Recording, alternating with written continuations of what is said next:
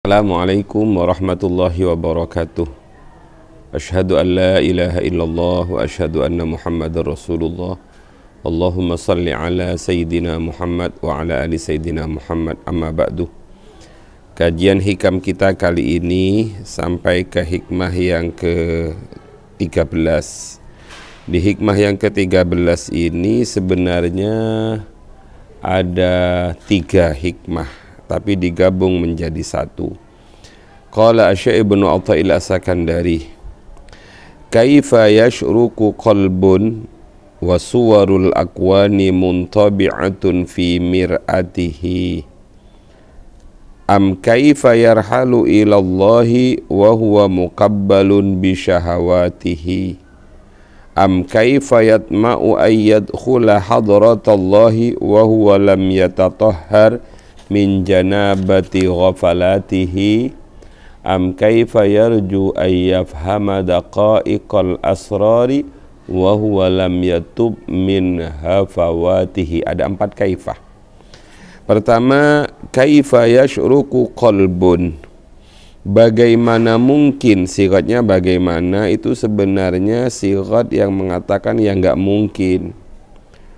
Yashruku bersinar, qalbun hati, wasuwarul akwani muntabi'atun fi mir'atihi, sedangkan gambar-gambar akwan, gambar-gambar dunia itu tercermin, tertempel di cermin hatinya.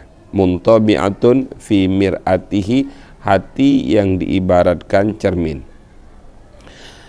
Enggak mungkin seseorang itu hatinya bersinar, sederhananya begitu, apabila hati yang diibaratkan cermin itu penuh dengan tempelan-tempelan akwan, karena seharusnya hati ini untuk Allah.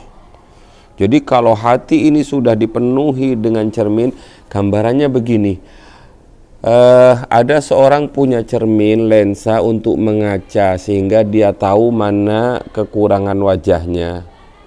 Lah, tapi cermin itu dipenuhi dengan tempelan. Ada gambar stiker ini, stiker ini ditempel semua di cermin itu. Maka cermin itu tidak akan bisa bersinar, tidak akan bisa dibuat bercermin. Hati yang oleh Syekh Ibnu Athaillah itu diibaratkan cermin, maka agar cermin itu bisa bersinar, cermin itu bisa dibuat berkaca, maka mau tidak mau gambar-gambar dunia itu harus dibersihkan dari hati. Nggak mungkin hati ini bisa bercahaya, qalbun munawwarun, apabila hati ini sudah dipenuhi dengan gambar-gambar dunia. Makanya tohir qalbi minal aghyar, ya Allah bersihkan hati ini dari selain Allah. Jadi nggak boleh, bahasanya sederhananya itu biarkan hati ini untuk Allah. Sebab kalau sudah terlalu banyak yang ada di dalam hati, nanti nggak ada tempat untuk Allah, untuk mengingat Allah. Yang kedua, ini artinya dua hal yang berbeda itu gak mungkin menjadi satu. Itu yang pertama. Kaifa yang kedua, am kaifa yarhalu ilallah wa huwa muqabbalun bi syahawatihi, bagaimana dia bisa berjalan menuju Allah, wa huwa muqabbalun bi syahawatihi, padahal dia masih muqabbal. Muqabbal itu diikat, dibelenggu dengan syahwatnya, dibelenggu dengan keinginannya. Artinya selagi orang itu memperturutkan hawa nafsunya, selagi orang itu memperturutkan keinginan demi keinginannya, maka orang itu terbelenggu, dirantai dengan rantai-rantai keinginannya, sehingga dia tidak mungkin bisa berjalan menuju Allah. Kalau dia mau berjalan menuju Allah, maka dia harus membebaskan diri dari belenggu ikatan-ikatan keinginan-keinginannya. Yang ketiga, am kaifa yatma'u, bagaimana dia kepingin tomak, ayyadkhula hadratallah, bisa masuk ke hadirat Allah, wa huwa lam yatatahhar min janabati ghafalatihi, sedangkan dia belum bersuci dari jinabah kelalaiannya pada Allah. Jadi diibaratkan orang yang akan masuk ke masjid, maka orang itu dilarang masuk masjid kalau orang itu masih dalam keadaan junub. Orang haid tidak boleh masuk masjid, orang yang junub tidak boleh masuk masjid. Kenapa? Karena dia masih dalam kondisi junub. Lah, masjid saja seperti itu. Bagaimana orang itu akan masuk ke hadirat Allah padahal dia masih belum mandi jinabah dari lalai kepada Allah, dari tidak ingat kepada Allah. Dan yang terakhir, am kaifa yarju ayyafhama daqa'iqal asrar, bagaimana mungkin seseorang itu berharap pun saja nggak mungkin.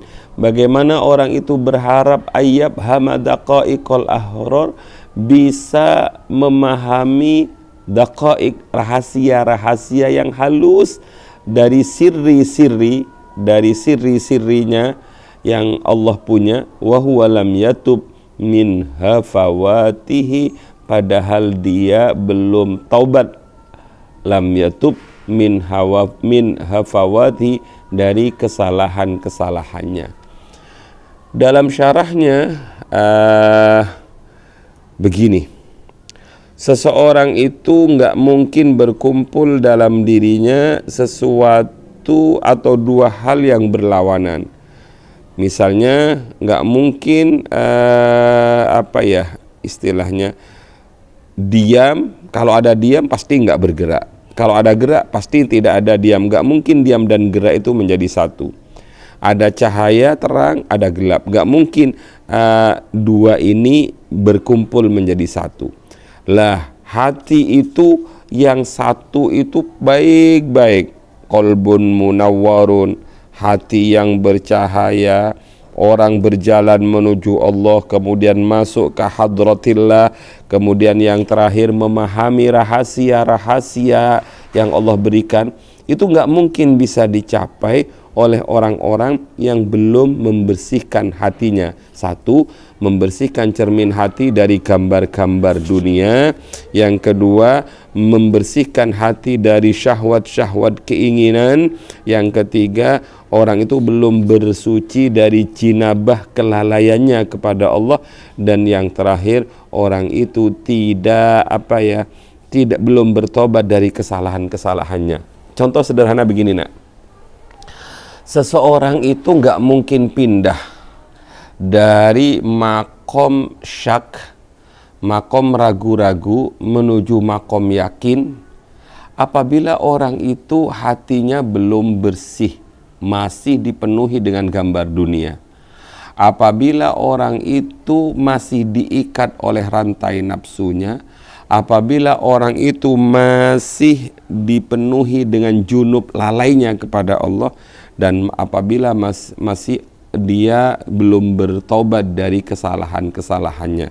Seakan-akan Syekh Ibnu Athaillah As-Sakandari mengatakan, bersihkan cermin hatimu dari gambar-gambar dunia, bersihkan, lepaskan dirimu dari belenggu syahwat, segeralah mandi besar dari janabah lalai pada Allah.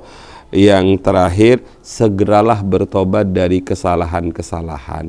Kalau itu semua engkau lakukan, maka tidak mustahil engkau satu akan mendapatkan cahaya hati, yang kedua bisa berjalan dengan cepat menuju Allah, dan yang ketiga bisa sampai ke hadratullah, wusul ilallah, dan yang terakhir bisa memahami sirri-sirri. Jadi begitu. 4 hikmah kayaknya dijadikan satu. Orang itu nggak mungkin yakin kepada Allah kalau dia pindah dari syak, ragu-ragu menuju Allah, kalau dia masih punya 4 penyakit tadi. Terakhir begini, kenapa sih ada orang padahal dia sudah tahu bahwa maksiat itu dilarang, bahwa bohong itu dilarang, bahwa ya berbagai maksiat itu dilarang, berarti dia belum sampai pada makom yakin. Sekalipun lisannya ngomong yakin pada Allah, yakin Allah maha melihat, yakin pada Allah maha melihat, yakin Allah membalas dan lain sebagainya, tapi dia tidak bisa bergerak menuju keyakinan yang sejati karena dia masih dibelenggu oleh syahwatnya. Kalahkan syahwatnya, maka kamu akan bergerak dengan cepat menuju Allah. Bersihkan dirimu dari junub kelalaian pada Allah, maka kamu pantas masuk ke hadrat Allah. Bertobatlah dari hafawah kesalahan-kesalahanmu, maka kelak kamu akan diberi siri-siri oleh Allah. Itu berawal dari hati yang bercahaya. Saya kira ini kemudian saya tutup dengan sebuah sabda Rasulullah sallallahu alaihi wasallam, man amila bima alimah warasahullahu ilma ma lam ya'lam. Barang siapa orang yang mengamalkan terhadap ilmu yang dia ketahui, maka orang itu akan warasahullah, dia akan diberi warisan oleh Allah ilma ma lam ya'lam, ilmu yang tidak diketahui. Caranya amalkan apa yang kita ketahui, maka sesuatu yang tidak diketahui akan diberikan oleh Allah Subhanahu wa ta'ala. Saya kira hikmah ini panjang dan butuh satu persatu untuk kita lampaui jalan-jalannya. Bersihkan hati dari apa tadi? Gambar-gambar dunia, maka hati akan bercahaya. Yang kedua, lepaskan diri kita dari ikatan belenggu syahwat, maka kita bisa berjalan menuju Allah dengan cepat. Kemudian berbersihlah, mandilah,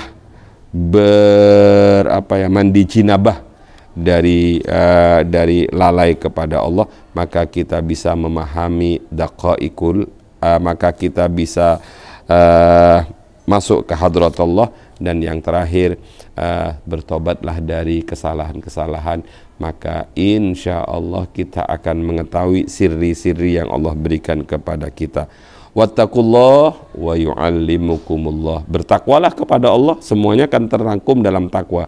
Maka kalau sudah takwa, yu'allimukumullah, Allah akan mengajari kita. Mudah-mudahan bermanfaat. Wallahu alam bisawab. Assalamualaikum warahmatullahi wabarakatuh.